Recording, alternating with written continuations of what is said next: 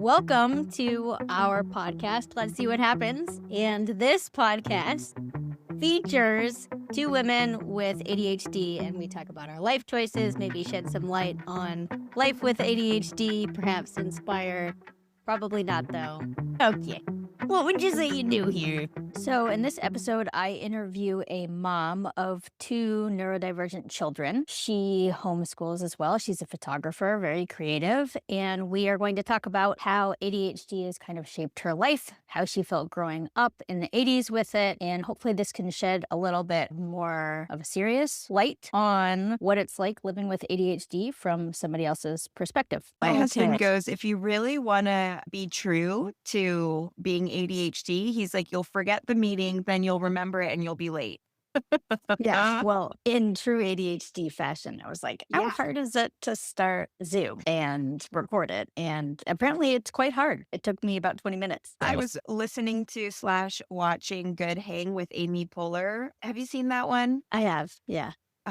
I love her so much, but she was interviewing Rachel Dratch, and I watched that one this morning on the treadmill, and they were talking, Rachel Dratch was saying she might be ADHD and brought out the infamous headphones in the tangle, and I was cracking up. Oh, that is so funny. Everybody should watch that one. It is hilarious. Yeah, it's so I good. agree. Okay, so what I wanted to do is you have an informal ADHD diagnosis, correct? Yeah. I was actually diagnosed with ADD when I was in my early teen years, maybe even pre-teen years. And honestly, no one really took it seriously. It was just kind of like, oh yeah, that explains some stuff. But then it never really got put to use.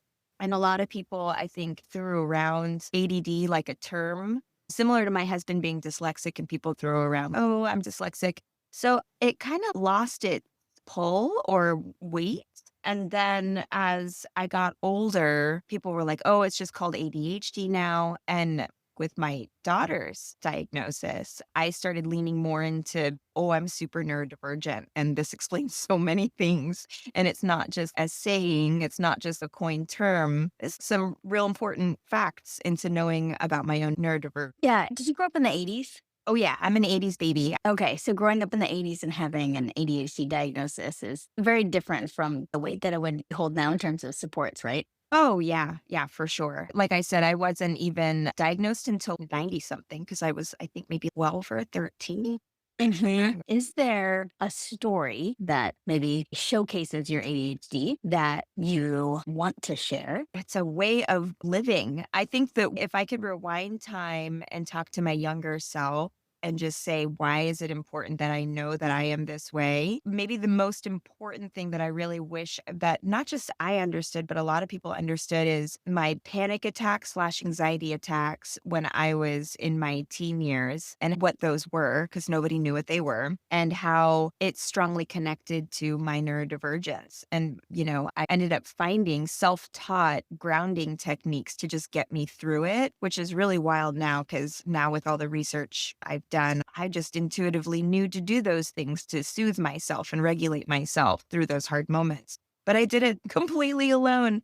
And everyone's like, well, you don't have asthma, so nothing's wrong with you. Just calm down. Just relax. There's nothing to worry about. You're freaking out over nothing. You're being crazy. So anyway, I wish I could logically go back knowing what I know and kind of be my own mom and be like, hey, there's a reason you're feeling this way. You'll get through it. It's going to be okay, but you're not crazy. And lots of people go through this and you're safe, and here's some grounding techniques and we'll work through it together. I think would have been really nice. Do you think that the panic attacks are the hardest part, or were the hardest part of having this diagnosis? Or is there something else that you find to be more challenging? I think for me, and this is so interesting that we've got some ADHD people on a podcast, because it's like, concise is my enemy. I'll embellish everything. That's okay. That's not what we're known for. No one's your expecting editing that. challenges are up to the max. Okay, how do I make things short? But I think in life in general, the broader kind of thing that I'm in right now is the worst thing is fear, because it just ruins a party. And fear doesn't necessarily need any logic. In fact, most fear doesn't have any tethering to logic. And panic attacks, anxiety attacks are just a saturation of primitive fear.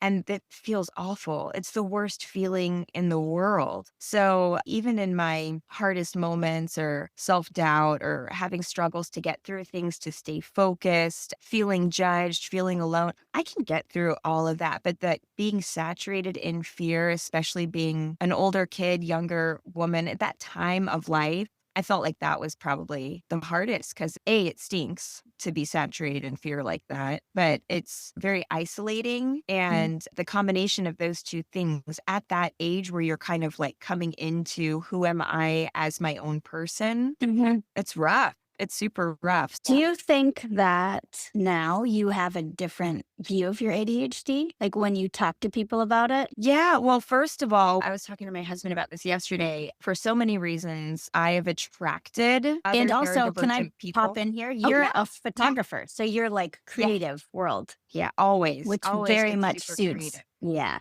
the Yeah. ADHD And brain, right? yeah, I've pulled people that are other creatives or other neurodivergents, other ADHD people, whether they knew it or not, whether I knew it or not, into my realm, into my Mm. rotational pull. Mhm. So, what's cool about that is now that we have titles for things and categories for certain different neurospices, it makes so much sense that I'm like, oh, that's why we're friends. Like, we've always been very sensitive people or artists or the black sheep or rebels. And now it's Mhm. like, okay, that's ADHD, autistic, PDA, like my Yeah. justice seeker, pattern recognition, but also needing to take my photography and interest in photography. Now I can look back and realize the reasons as to why, if it's even important. During those panic times, scary times, through those changes, being able to hold a camera up to the world and take photos and crop things and edit was my way of controlling my world in a time where I had zero control and I needed to feel some kind of autonomy, empowerment, not, I think, the typical way that people think of controlling a situation, but feeling not under it so much. It was an empowering gesture. And I've heard other photographers, famous photographers,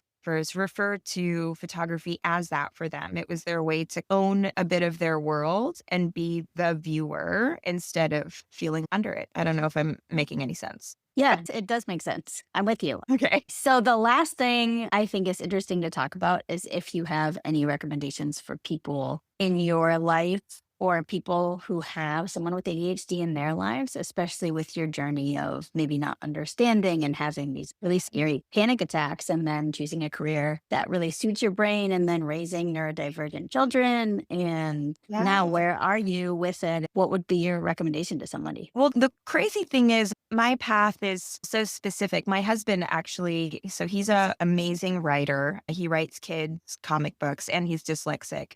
And he travels around to different schools and he talks to kids about what it's like to be a writer. But a big thing that he talks about and that comes up in both our lives, because we both have this in common, is the power of adversity. A lot of not having answers and not having things figured out and having to kind of figure things out as you go along. The pros really are like you find your own strengths and your own way of doing things. And I think no matter how much information you're presented with at the start of your journey or at the early parts of your journey of figuring out your own neurodivergence, no matter what, to a certain degree, you're going to have to figure out how to do things your way that work for you. That's all people, right? And there's so much awesomeness in that. There's so much strength in that. And I think what I would probably tell people on their own path is do what works for you, even if it's intuitively, if you're like, this is the way I have to do it, or this is the way that it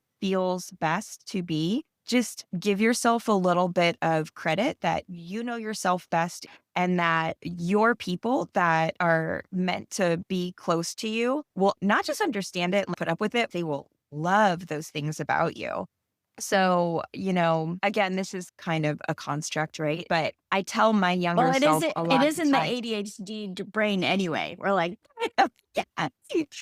It's so cool being us. And there's so many pros to being the way that we are. I wouldn't change me. I love me. But a lot of people that didn't get ADHD or ADD back in the day is what obviously we called it. I felt like I was getting from the world. I'm so inconsiderate. Don't interrupt. You're late all mm, the time. I can't believe you forgot that. If you really cared about me, then you wouldn't have forgotten fill in the blank. And it was so hard to defend myself because I knew that I wasn't inconsiderate. I knew that I cared and I wanted so badly to be on time and not interrupt and remember everything and calm down. But I couldn't. I really couldn't. And there are really big true parts of the way I just live, the way that I am. But so many bonuses of that are creativity. I'm funny. I make people laugh. I feel like an entertainer. I'm hoping that the downfalls are made up for the wild, very honest parts of how I operate. So again, I've attracted just magnet wise the people that get it. And so that's usually, I'm like, you're a neurodivergent too. That makes so much sense. So many people that if I interrupt them, they don't take it personally. They might get annoyed, but they don't take it like she doesn't care about me because they kind of do it too, usually. Or I was if gonna I'm running say, late. like, I just interrupted you, but the way that I Yeah, have yeah, no, go for it. conversations is usually I Yeah. interrupt people, and then I'm like, I'm working on it, not interrupting people, but then I do it anyway. But I have to be interrupted in a way because otherwise I just keep going. And so, but then I don't take offense to it. It's if somebody forgets my name, it's almost like reassuring. I'm like, ah, cool. Because Yeah, then you're like, you want to be the friends? pressure feels off. Yeah, yeah, exactly, right? Yeah, like, let's be friends, pressure's up. So, yeah, I used to put things a certain way when I was younger, like, I don't feel comfortable around. And I would say people that have this income or are in these Mhm, social circles. And I always thought it was the things. And I realized it's not the things, it's just the different neurotypes. mhm, Seemingly neurotypical people that are very, very neurotypical, right? Operating the way that society has imprinted, I never felt comfortable around. And I realize more and more why now is because I have no facade. This is me. And so if I meet other people that have a strong facade, it puts me at this unease. mhm, That's a whole water slide, which you mhm, know about. Yeah, I think all these little tidbits that I would tell somebody like, you don't have to have all the facts and read the perfect book, but you do need to learn to trust your intuition and give yourself the benefit of the doubt, even when there's no logical reason for feeling the way you feel or being how you are. Just trust that there's a reason for it. mhm. Find your way, your best way, short term and long term, if possible, of operating through these things. And just, even if there's no quote unquote reason, just an invisible warm blanket of reassurance that, like, it is the way it is for a reason and it's okay, and Mhm. just give yourself that acceptance and love throughout the uncomfortable moments that are inevitable, which that's the hardest thing to do in the world. So good luck with that, people. But yeah, that's my advice. That's perfect. Thank you. I super appreciate you doing this, and I'm so sorry it took me many moons to figure this out, but, Like I yeah. said, you're in good company. So I was like, "Okay, I downloaded Zoom. How do you record this?" I was like, "You'd think I would have figured that out, like, I don't know, any other time other than starting the meeting." But I proof is didn't. in the pudding. So if anybody doubts our neurodivergent, like, there it is. See? So all right. Yeah. Talk to you later. Bye-bye.